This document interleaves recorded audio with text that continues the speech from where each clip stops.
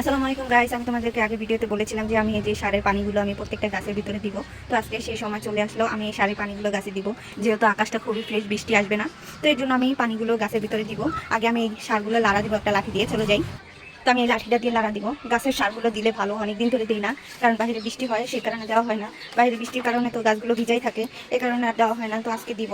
আগে পানিগুলো লাড়া দিব। পানিগুলো লাড়া দিয়ে রাখা লাগে, কিন্তু লাড়া দিই না, গন্ধ ছুটে বাড়ি করে পুরো গন্ধে ভরে যায়। এর জন্য লাড়া দিই না। তো আজকে লাড়া দেওয়াই লাগবে, কারণ আমি গাছে পানি দিব। আর এখান দিয়ে দেখো মুরগি এই ফোমগুলো ফুটায় ফুটায় খেয়ে একদম চারোদিক দিয়ে ফোমগুলো ছিটাইছে। এখন যে দুর্গন্ধ বের হবে এইটা দিয়ে। তো তোমরা দেখতে থাকো, সাথে থাকো। আমি এটা লাড়া দিয়ে তারপরে গাছে পানি দিব, ততক্ষণ আমার সাথে থাকো।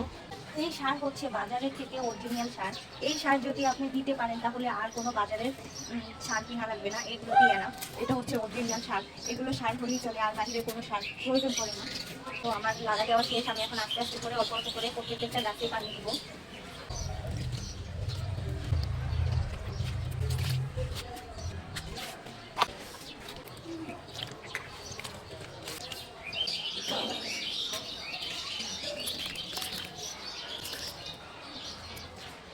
এগুলোতে আবার পানি দিতে হবে, না হলে সারে একবারে শুধু সার দিলে আমার গাছগুলো আবার নষ্ট হয়ে যাবে বা পচে যাবে। এই মুরগির জন্য আমার মিষ্টি কুমড়া চারাগুলো আগা ভেঙে গেল কয়টা। এই দেখেন, এই আগাটা ভেঙে গেছে। কোথা থেকে আজকে দুইটা মুরগি আসলো, এসে আমার মিষ্টি কুমড়ার চারার আগা ভেঙে ফেলছে। তো গাছের জন্য পানি দেওয়া যাচ্ছে না, খুবই কষ্টকর।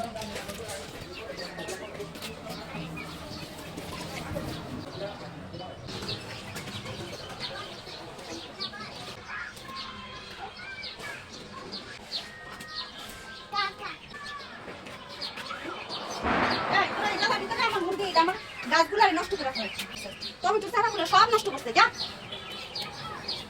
প্রত্যেকটা টমেটো চারা আস্তে আস্তে ফেলাইছে, করোনার চারাগুলো ফেলাইছে।